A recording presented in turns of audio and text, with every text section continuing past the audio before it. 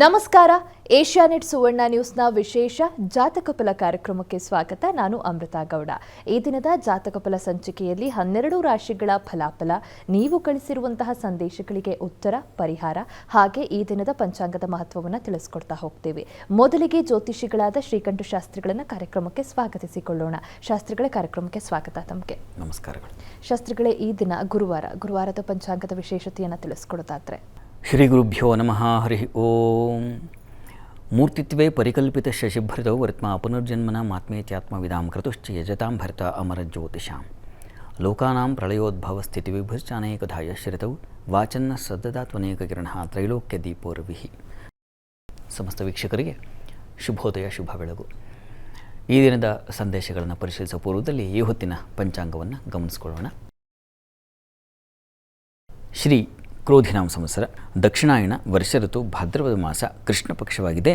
ಈ ದಿವಸ ಗುರುವಾರವಾಗಿರತಕ್ಕಂಥದ್ದು, ನವಮಿ ತಿಥಿ, ಪುನರ್ವಸು ನಕ್ಷತ್ರ. ಈ ದಿವಸ ನವಮಿ ತಿಥಿ ಇದೆ. ಭಾದ್ರಪದ ಮಾಸದ ಕೃಷ್ಣ ಪಕ್ಷದ ನವಮಿ ಅತ್ಯಂತ ಶ್ರೇಷ್ಠವಾದದ್ದು. ಇಷ್ಟು ತಿಥಿಗಳಲ್ಲಿ ನವಮಿಗೂ ಒಂದು ವಿಶೇಷ ಸ್ಥಾನವನ್ನು ಕೊಟ್ಟಿದ್ದಾರೆ. ನಾವು ಗಮನಿಸ್ತಾ ಬರ್ತಾ ಇದ್ದೀವಿ, ಒಂದೊಂದು ದಿನಕ್ಕೂ ಒಂದೊಂದು ಅದರದೇ ಆದ ಪ್ರಾಶಸ್ತ್ಯ, ಅದರದೇ ಆದ ಲಾಭ ಖಂಡಿತ ಇದೆ. ಮೊದಲನೇ ದಿವಸದಿಂದ ನಾವು ಗಮನಿಸ್ಕೊಂಡು ಬಂದ್ವಿ. ಪ್ರತಿಪದ್ಧನ ಲಾಭಾಯ, ದ್ವಿತೀಯ ಹಿ ಪ್ರಜಾಪ್ರದ, ವರಾರ್ಥಾನಂ ತೃತೀಯ ಚ ಚತುರ್ಥೀ ಶತ್ರುನಾಶಿನಿ, ಶ್ರಿಯಂ ಪ್ರಾಪ್ನೋತಿ ಪಂಚಮ್ಯಾಂ, ಷಷ್ಟ್ಯಾಂ ಪೂಜ್ಯೋ ಭವೇನ್ನರಃ, ಗಣಾಧಿಪತ್ಯಂ ಸಪ್ತಮ್ಯಾಂ, ಅಷ್ಟಮ್ಯಾಂ ಬುದ್ಧಿಮುತ್ತಮಾಂ, ಸ್ತ್ರಿಯೋ ನವಮ್ಯಾಂ ಪ್ರಾಪ್ನೋತಿ, ದಶಮ್ಯಾಂ ಪೂರ್ಣಕಾಮದ ಅಂತ ಹೇಳಿದೆ. ನಾಳೆದು ಹೇಳಿಬಿಟ್ಟಿದ್ದೀನಿ.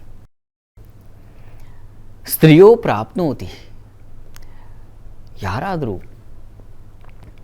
ಬಹಳ ಬೇಗ ತಾಯಿಯನ್ನು ಕಳ್ಕೊಂಡಿರ್ತಕ್ಕಂಥವ್ರು, ವಸ್ತುತಃ ಇದನ್ನು ಅವಿಧವ ನವಮಿ ಅಂತ ಕರೀತಾರೆ.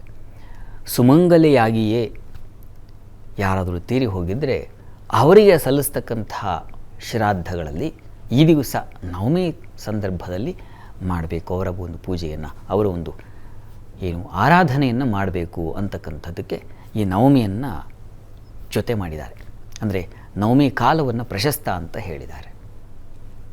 ಬಹಳ ಪುಟ್ಟ ವಯಸ್ಸಿನಲ್ಲೇ ತಾಯಿ ಕಳ್ಕೊಂಡಿರ್ತಕ್ಕಂಥವ್ರು, ಇನ್ನು ಮದುವೆ ಆಗಿಲ್ಲ ಅಂತಂದರೆ ಅವರಿಗೆ ಅವರ ತಾಯಿಯ ಈ ಒಂದು ಕಾರ್ಯ ಮಾಡುವುದರಿಂದ ಅವಿಧವಾ ನವಮಿಯಲ್ಲಿ, ನವಮಿ ತಿಥಿಯಲ್ಲಿ ಪಿತೃದೇವತೆಗಳನ್ನು ಸ್ಮರಿಸಿಕೊಂಡ್ರೆ ಸ್ತ್ರೀಯು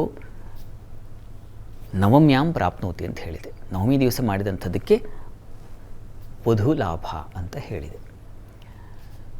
ನಾನು ಆಗಲೇ ಹೇಳಿದ ಹಾಗೆ ಅವಿಧವಾ ನವಮಿ ಅಂತಕ್ಕಂಥದ್ದು ಮುತ್ತೈದೆಯಾಗಿ ತೀರ್ಕೊಂಡಂಥವ್ರಿಗೆ ಈ ದಿವಸ ಯಾವುದೇ ತಿಥಿಯಲ್ಲಿ ಹೋಗಿರಬಹುದು, ಆದರೆ ಈ ನವಮಿ ದಿವಸ ಮಾಡಿದ್ರೆ ತುಂಬ ಶ್ರೇಯಸ್ಕರ. ಅದು ನಮ್ಮನ್ನು ಆ ತಾಯಿ ಬಂದು ಅನುಗ್ರಹಿಸ್ತಾರೆ ಅಂತಕ್ಕಂಥ ಒಂದು ಶ್ರದ್ಧೆ ಇದೆ. ನಿಮ್ಮ ಮನೆಗಳಲ್ಲಿ ನೋಡಿಕೊಳ್ಳಿ, ಇಂಥದ್ದಿದ್ದರೆ ಈ ದಿವಸ ಆಚರಿಸಬಹುದು. ಇದರ ಹೊರತಾಗಿ ಈ ದಿವಸ ಗುರುವಾರ, ಗುರು ಸ್ಮರಣೆಯನ್ನು ಮಾಡಿಕೊಳ್ಳಿ. ಬುದ್ಧಿ ವಿವೇಕಗಳನ್ನು ಜಾಗೃತ ಮಾಡಲಿ. ಒಳ್ಳೆಯ ರೀತಿಯಲ್ಲಿ ನಡ್ಕೊಳ್ಳುವ ಬುದ್ಧಿ ಬೇಕು ನಮಗೆ. ಯಾವ ಸಂದರ್ಭದಲ್ಲಿ ಯಾವ ರೀತಿ ವರ್ತನೆ ಮಾಡಬೇಕು, ಯಾವ ಸ್ಥಳದಲ್ಲಿದ್ದೀವಿ ನಾವು, ಇದು ಬಹಳ ಮುಖ್ಯವಾಗುತ್ತೆ. ನಾವು ಎಲ್ಲಿದ್ದೀವಿ, ಯಾವ ಜಾಗದಲ್ಲಿದ್ದೀವಿ ಅನ್ನೋ ಪ್ರಜ್ಞೆ ಬೇಕು. ಆ ಪ್ರಜ್ಞೆ ಗುರು ತಂದು ಕೊಡಲಿ ಅಂತ ಪ್ರಾರ್ಥನೆ ಮಾಡಿಕೊಳ್ಳಿ. ದಿವಸ ಗುರುವಾರವಾಗಿದೆ. ಒಳ್ಳೆಯದಾಗಲಿ.